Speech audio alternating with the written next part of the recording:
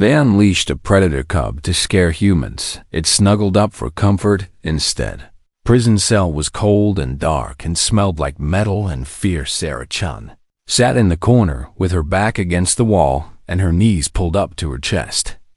And she wondered how long she had been here, and she wondered if anyone was coming to save her. She was an engineer and not a soldier, and she had never expected to be captured by aliens, and she had never expected to become a prisoner of war. The Velthari Dominion had attacked their ship 3 days ago, and they had killed most of the crew, and they had taken her alive, because they wanted information, and they wanted to break her spirit, and they wanted to show the galaxy that humans were weak. But Sarah was not weak, and she refused to give them anything, and she refused to cry, and she refused to beg. High Interrogator Crixavel watched her through the observation window, and his 4 eyes narrowed with frustration, and his mandibles clicked together. With irritation, the human was proving difficult, and she had not responded to threats, and she had not responded to isolation, and she had not responded to the cold, and the darkness, and the silence. "She is stronger than we expected," said one of his subordinates, and Crixavel turned to look at him with contempt. "She is merely stubborn," he replied, and his voice was sharp and cold. "All prey animals are stubborn until they meet a true predator, and then they break, and then they scream, and then they tell us everything we want to know." He had been planning this moment for days, and he had been waiting for the right time, and now he was ready to unleash his secret weapon. "Bring in the Varanox cub," he commanded. The guards exchanged nervous glances, and their scales rippled with unease, and their claws twitched with anxiety. The Varanox were legendary throughout the galaxy, and they were apex predators from a death world called Varaxia Prime, and they had 6 powerful legs in obsidian, black scales and venomous fangs that could kill with a single bite, and they had red eyes that glowed in the darkness, and they had a screech that could paralyze most species with pure terror. Even the cubs were deadly, and even the cubs were feared. And even the cubs had killed trained handlers who made one wrong move. The Dominion had spent a fortune capturing and training these creatures, and they used them for one purpose only, and that purpose was psychological warfare, and that purpose was breaking prisoners who refused to cooperate. The cage was wheeled into the observation room, and inside the cage was a Varanox cub that was roughly the size of a large dog, and it paced back and forth with restless energy, and it hissed and it growled, and its red eyes burned with hunger. The creature had been starved for 3 days, and this was standard protocol, and this ensured maximum aggression, and this ensured that the predator would attack anything that moved. "Release it into the cell," Crixavel ordered, and his voice was filled with anticipation, and his eyes gleamed with cruel satisfaction. The guards moved quickly, and they opened the cell door, and they pushed the cage inside, and they activated the release mechanism, and then they ran. The Varanox cub was free. Sarah heard the commotion, and she looked up, and she saw the cage, and she saw the creature emerging from inside, and her heart began to pound, and her breath caught in her throat.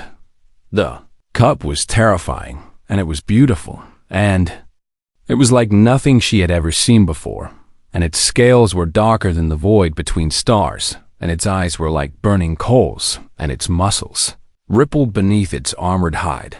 It turned to look at her, and it let out a low rattling growl that vibrated through the air, and through the floor, and through her bones. The observation window. Crixavel leaned forward with eager anticipation, and he waited for the screaming to begin, and he waited for the human to break, and he waited for his victory. But Sarah did something that no one expected, and Sarah did something that changed everything, and Sarah did something that would eventually bring down an empire. She crouched down slowly and carefully, and she made herself smaller, and she extended her hand toward the creature. "Hey there, little one," she said softly, and her voice was gentle and warm and soothing. "Are you scared too? And are you hungry? And are you all alone in this terrible place?" The Varanox cub stopped growling, and it tilted its head to one side, and it stared at her with confusion. This was wrong. And this was not how prey behaved, and prey was supposed to run, and prey was supposed to scream, and prey was supposed to smell like fear, but this creature did not run, and this creature did not scream, and this creature smelled like something else entirely, and this creature smelled like calm and patience and kindness. Sarah kept her hand extended, and she kept her voice soft, and she kept making gentle sounds that the translator could not understand because they were not words, but feelings. "I know you are just a baby," she whispered. "I know they took you from your home, and I know they starved you, and I know they want you to hurt me, but you do not have to do what they want, and you can choose to be something different." The cog took a step toward her, and then another, and then Another Crixival watched with disbelief, and his mandibles hung open, and his subordinates pressed closer to the window, and no one spoke and no one breathed. Varanox sniffed her fingers, and its nostrils flared, and it let out a soft sound that was almost like a question. Sarah smiled, and she slowly moved her hand to scratch behind the ridge of scales above its eyes.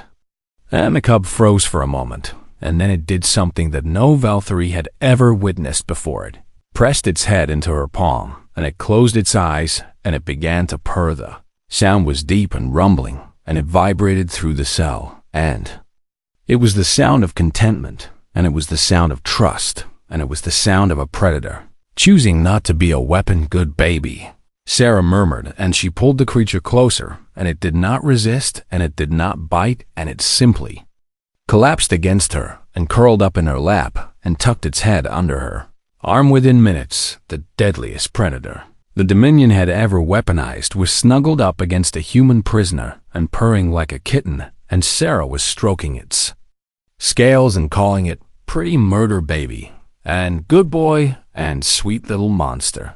Crixival stared at the screen for a very long time, and he did not speak, and he did not move, and he felt something cold spreading through his chest, and that something was the beginning of fear.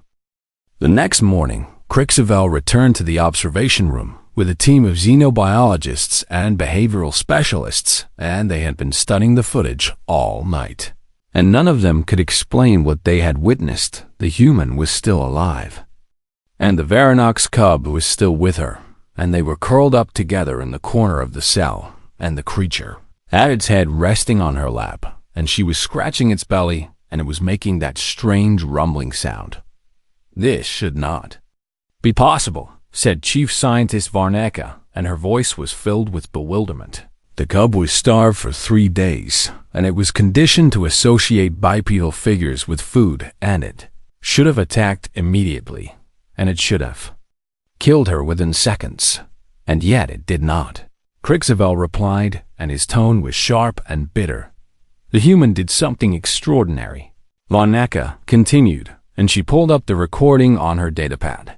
"Watch her body language, and watch how she made herself smaller, and watch how she extended her hand, and watch how she controlled her fear response." They watched the footage again, and they studied every detail, and they analyzed every movement. "She showed no fear," one of the specialists observed. "Her heart rate increased, but she did not run, and she did not scream, and she did not make any sudden movements, and she somehow suppressed her natural prey instincts." "Because humans are not prey," Varneka said slowly, and her scales paled as the realization hit her. "We have been wrong about them all along, and we assumed they were soft and weak, because they have no claws and no fangs and no natural armor. But we did not understand what they truly are." "What are they?" Crixival demanded. Varneka met his eyes, and her voice was grave and serious. "They are predators," she said. "They are pack hunters from a world filled with dangerous creatures, and they did not survive by running from threats, and they survived by befriending them." She pulled up a file on human history, and she showed them images that made the entire room fall silent. Humans standing beside massive four-legged creatures called horses and riding on their backs like they were living vehicles, humans sleeping beside wolves that had been transformed into loyal companions called dogs, humans keeping small predators called cats in their homes and feeding them and petting them and treating them like family members, humans, swimming with ocean predators and climbing mountains, with birds of prey and living alongside creatures that should have eaten them. They call it domestication, Vorneke explained. They've been doing this for thousands of years, and they have turned predators into partners, and they have turned threats into tools, and they have somehow convinced the most dangerous creatures on their planet to love them. Crixavel felt sick, and he felt afraid, and he understood now that they had made a terrible mistake in the cell below.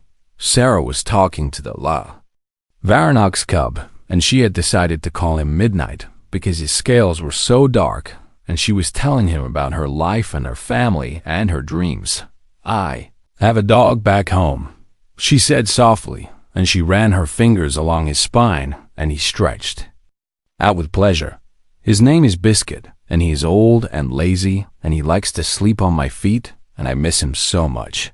Midnight lifted his head, and he looked at her with those red eyes, and she could swear she saw something like understanding in them.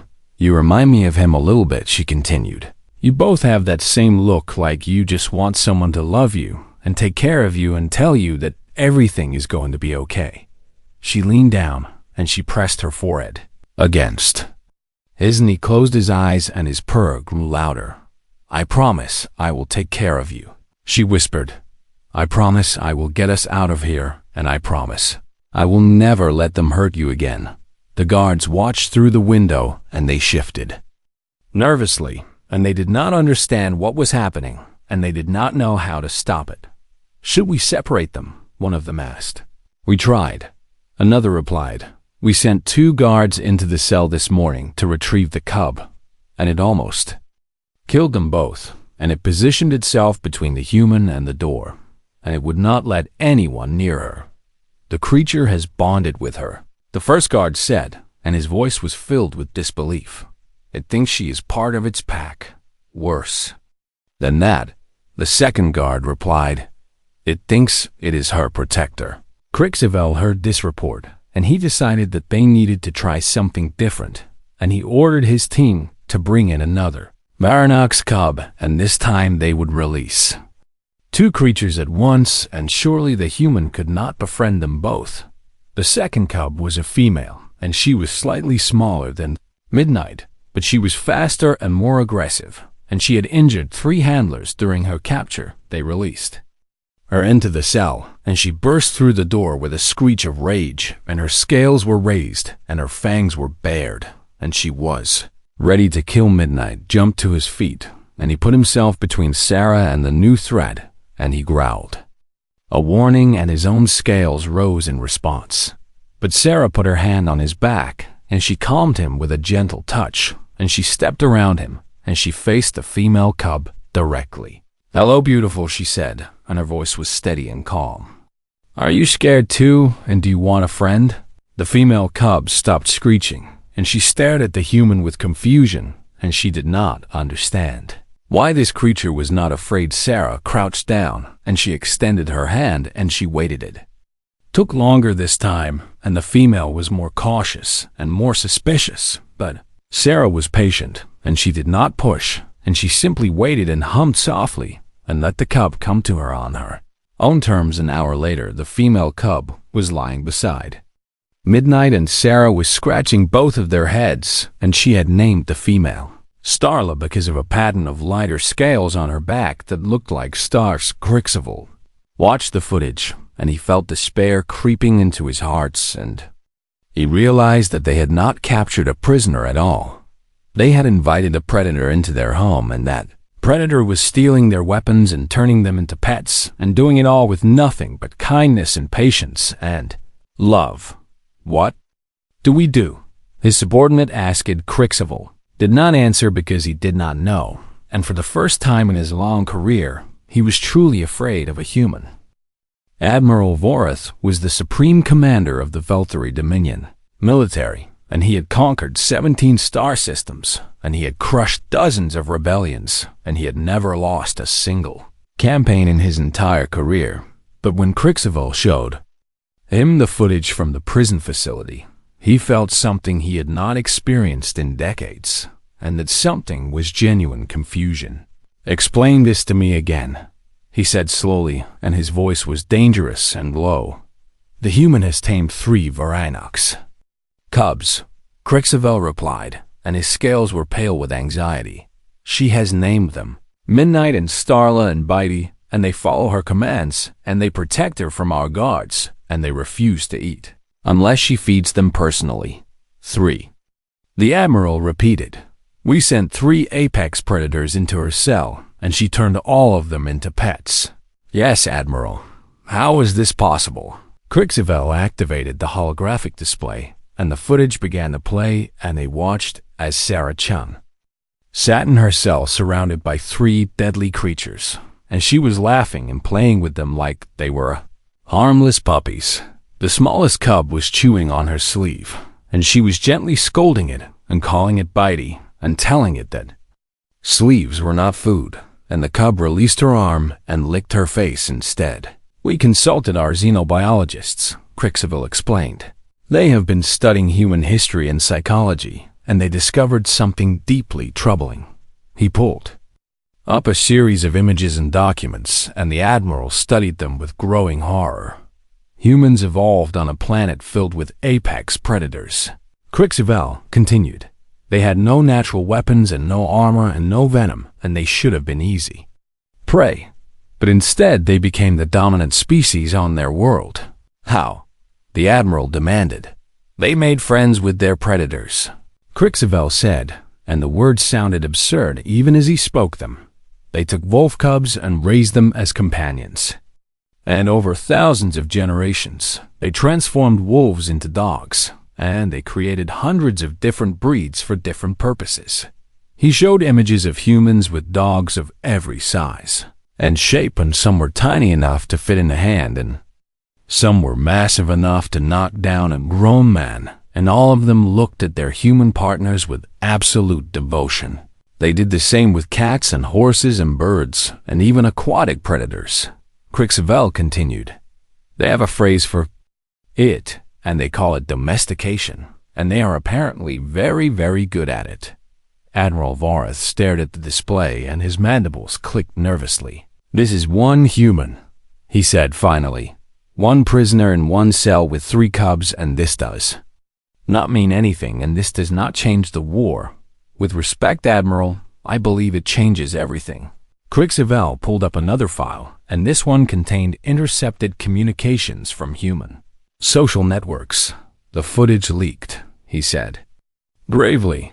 "We do not know how, but images of the human with the Varanox cubs have spread across the galactic network, and the humans have seen them." "And what is their response?" Crixavel hesitated because the answer was so strange that he almost did not believe it himself. "They think the creatures are cute," he said. "They are calling them murder puppies and danger babies, and they are demanding that their military capture more of them, alive instead of killing them." The Admiral was silent for a long moment. "They want to adopt apex predators," he said slowly. "They saw the deadliest creatures in our arsenal, and their response was to want them as pets." "Yes, Admiral, and it gets worse." He pulled up another report, and this one came from their Intelligence Division. "Human soldiers have begun changing their tactics," Crixavel explained. "Instead of killing Varanox on sight, they are attempting to capture them alive, and they are using food and patience and gentle handling, and they are succeeding at an alarming rate. Succeeding. A human platoon captured 2 adult Varanox last week, and instead of executing them, they sedated them and transported them to a research facility. And our spies report that the humans are already attempting to bond with them." Admiral Vorath stood up abruptly, and he walked to the window, and he stared out at the stars, and he tried to process what he was hearing. "We spent decades weaponizing the Varanox," he said quietly. "We invested billions of credits in capture and training and conditioning programs, and we created the most terrifying psychological warfare tool in the galaxy." "Yes, Admiral." "And the humans looked at our ultimate weapon and decided to make it their friend." "Yes, Admiral."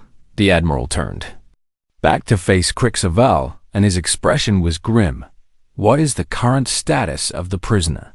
"She remains in her cell with the 3 cubs, and she has trained them to respond to basic commands, and she has taught them to sit and stay and come when called commands." "Yes, Admiral, and there is one more thing." Crixavel pulled up a final video clip.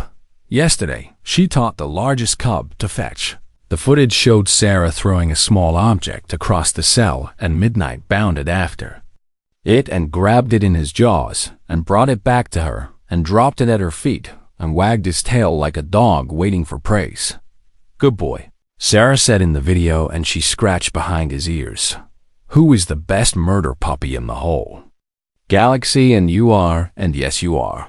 The Admiral watched this in silence, and when the clip ended he spoke only 2 words: "Eliminate her." Crixavel shifted uncomfortably. "We tried, Admiral, and we sent an assassination team into the cell and the cubs. Killed 2 of them before the others could retreat. Use gas then, or explosives, or whatever it takes. The cubs are too valuable to destroy, Admiral, and the breeding program took generations to establish, and we cannot simply replace them, Admiral." Vorith slammed his fist against the wall, and his scales flushed dark with rage. "Then what do you suggest?" Crixavel lowered his eyes. "I do not know, Admiral, but I believe we have made a terrible error, and I believe the humans are far more dangerous than we ever imagined, and I believe this war may already be lost." The Admiral did not respond, but deep in his heart he feared that Crixavel was right. Sarah had been counting the days by scratching marks into the wall, and today was day 8, and she was starting to wonder if anyone was coming for her at all. But she was not alone anymore, and that made everything easier to bear. Midnight was curled up against her right side, and his massive body was warm, and his scales were surprisingly soft when he relaxed, and his breathing was slow and steady. Starlo was pressed against her left side, and her head was resting on Sarah's thigh, and she made little chirping sounds in her sleep, like she was dreaming. Biddy was sprawled across her lap, and he was the smallest of the 3, but he was also the most energetic, and he had finally worn himself out after an hour of playing chase with a piece of torn fabric. Sarah stroked their heads, and she hummed softly, and she felt something like peace despite everything. "I hope my people come soon," she whispered to them.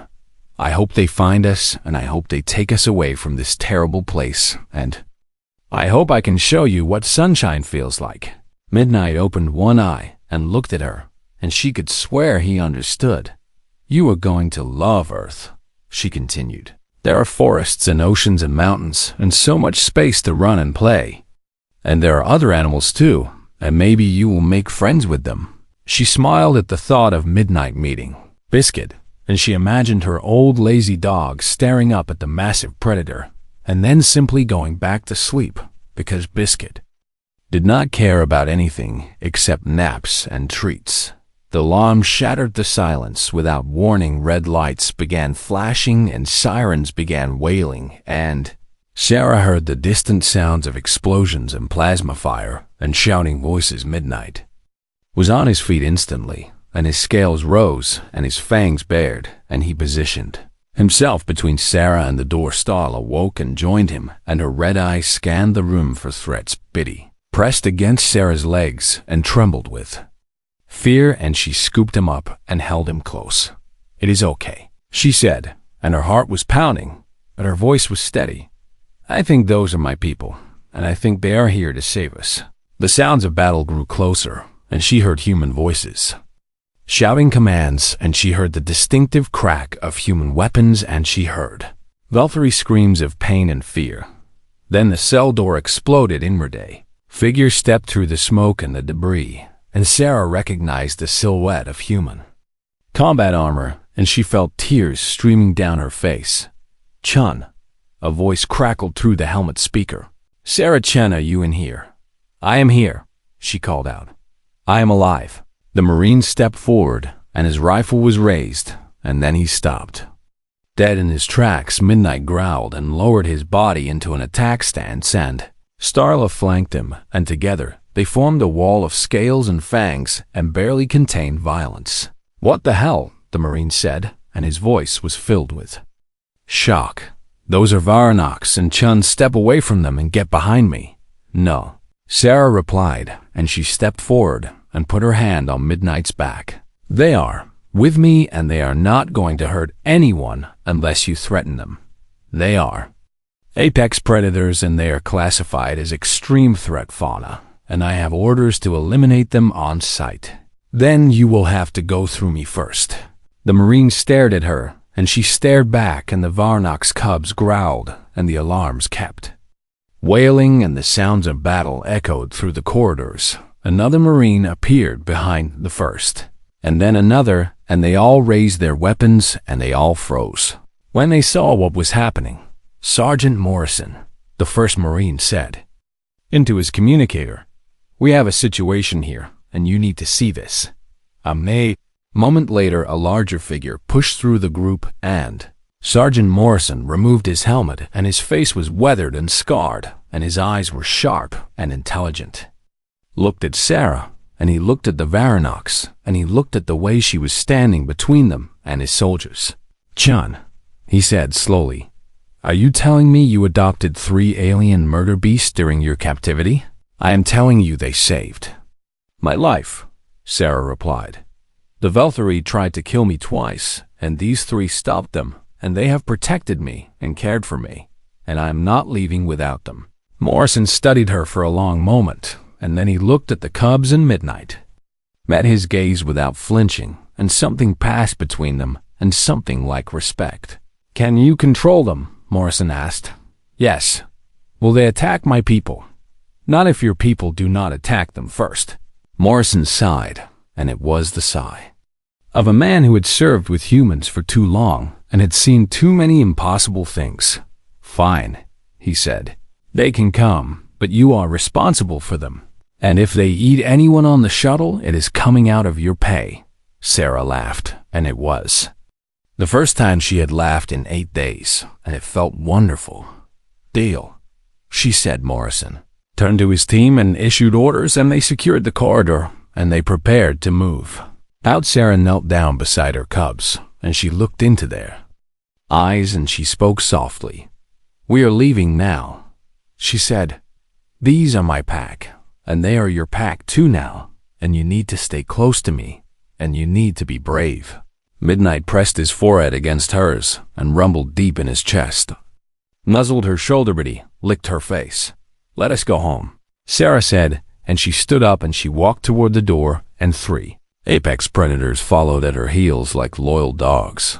The Marines watched in amazement as she passed, and more than one of them reached for their cameras, because no one back home was going to believe this. They fought their way through the facility, and the Varanox cubs stayed close to Sarah, and they did not attack anyone unless that person attacked first. But a Velthari guard tried to grab Sarah from behind. Midnight moved like lightning, and the guard was dead before he hit the ground, and Sarah did not even slow down. They reached the shuttle, and they loaded inside, and the pilots stared at the 3 alien predators with wide eyes. "Just fly," Morrison ordered. "Do not ask questions, and just get us out of here." The shuttle lifted off, and they escaped into space, and Sarah sat in the cargo hold with her cubs surrounding her, and she watched through the porthole as the prison facility grew smaller and smaller. "Thank you," she whispered to them. "Thank you for keeping me alive, and thank you for giving me hope, and thank you for being my friends." Midnight rested his head in her lap, and Starla curled up beside her, and Bitey climbed onto her shoulders and draped himself around her neck like a scaly scarf. And Sarah Chun smiled, because she was going home, and she was not going alone. 6 months after Sarah Chun escaped from the Velthari prison facility, the war came to an end. But it did not end the way anyone expected. The Dominion had not been defeated in battle, and their fleets had not been destroyed, and their planets had not been conquered. They surrendered because of something far stranger and far more terrifying. They surrendered because humans had stolen their weapons and turned them into pets. The footage of Sarah and her 3 Varanox cubs had spread across the galaxy like wildfire, and within days, it had been viewed billions of times, and humans everywhere had fallen in love. Social media exploded with images of the murder puppies, and people created fan pages and artwork and songs dedicated to Midnight and Starla and Bai. But humans did not just admire the creatures from afar, they wanted them. Rescue of Varanox. Campaigns appeared overnight, and donations poured in from every human colony and every human world, and the money was used to fund capture operations and rehabilitation programs. Human soldiers changed their tactics completely, and instead of killing Varanox on sight, they began using tranquilizers and traps in patients, and they were terrifyingly successful. Within 2 months, humans had captured over 300 Varanox cubs and dozens of adults, and they had transported them to special facilities where teams of handlers worked around the clock to bond with them. The process was not easy, and many handlers were injured, and some were killed, but humans did not give up, because humans never gave up when they wanted something, and they wanted the murder puppies. Admiral Voreth watched the reports come in, and each one was worse than the last. A human colony on the frontier had established a breeding program, and they were raising Varanox cubs alongside human children, and the cubs were growing up gentle and loyal and completely devoted to their human families. A human research team had published a paper on Varanox psychology, and they had discovered that the creatures were highly intelligent and deeply social, and they craved connection, and they responded to kindness with fierce loyalty. A human celebrity had adopted a Varanox named Princess, and she posted videos every day of the massive predator playing fetch and learning tricks and wearing ridiculous costumes. The Dominion's greatest weapon had become a fashion accessory. But the final blow came when a human diplomat arrived at the peace negotiations with a Varanox companion. Ambassador Helena Torres walked into the conference chamber with Midnight at her side, and the massive creature had grown to the size of a ground transport, and his scales gleamed like polished obsidian, and his red eyes swept the room. With calm intelligence, the Velthari delegation scrambled backward in terror, and guards reached for their weapons, and chaos erupted.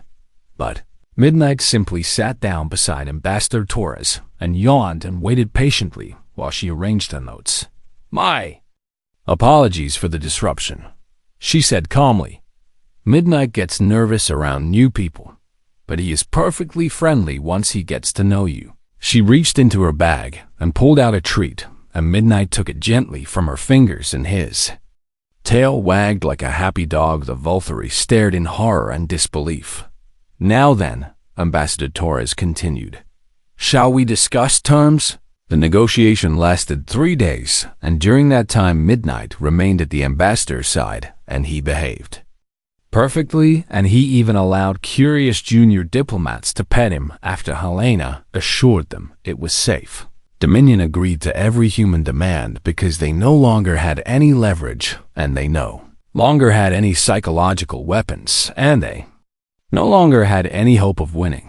The treaty was signed and the war was over, and humans had won without firing a single shot in the final battle. Crixivol watched the ceremony from his small apartment on the Dominion homeworld, and he had been stripped of his rank and title after his failure with the human prisoner, and he had been living in disgrace ever since a message notification appeared on his communicator, and he opened it without much interest. It was a photograph. Sarah Chen stood in the center of the image, and she was smiling brightly, and she was surrounded by 3 massive Varanox. Midnight had grown enormous, and his scales still gleamed like the void between stars, and he stood protectively at her right side. Starla was almost as large, and her star-patterned scales were beautiful in the sunlight, and she stood at Sarah's left side with her head held high. But he was the smallest of the 3, but he was still bigger than most ground vehicles, and he was sprawled on his back in front of Sarah with his legs in the air, and she was scratching his belly. All 3 creatures were wearing festive ribbons and decorations, and they looked absolutely ridiculous and absolutely happy. The caption read, "Happy holidays from our family to yours, and P.S. Bitey finally stopped biting, and mostly Crixavel stared at the image for a long moment, and he thought about everything that had happened, and he thought about how his people had tried to use terror as a weapon, and he thought about how the humans had responded with love instead, and despite everything, and despite his disgrace, and despite the fall of his empire, he felt something unexpected bubble up from deep inside his chest. He laughed. He laughed because it was absurd, and he laughed because it was impossible, and he laughed because the humans had looked at the deadliest creatures in the galaxy and had seen only potential friends. He saved the image to his personal files, and he composed a brief reply. "Thank you for the message," he wrote. "I am glad they are well, and I am glad you are well, and perhaps your people were never the prey we thought they were, and perhaps you were always the greatest predators of all." He sent the message, and he leaned back in his chair, and he wondered what other monsters the humans would befriend next. And somewhere across the galaxy, Sarah Chum received his reply, and she smiled, and she showed it to Midnight, and he rumbled happily and licked her face. She said to him, "Even." The grumpy interrogator came around eventually. She scratched behind his ears, and he pressed against her, and his massive body was warm and comforting, and she felt completely safe. "That is the thing about humans," she whispered. "We never met a monster we could not love." And Midnight purred, and Starla chirped, and Bitey rolled over for belly rubs, and Sarah laughed and held them close because they were her family now, and nothing in the universe would ever change that the end.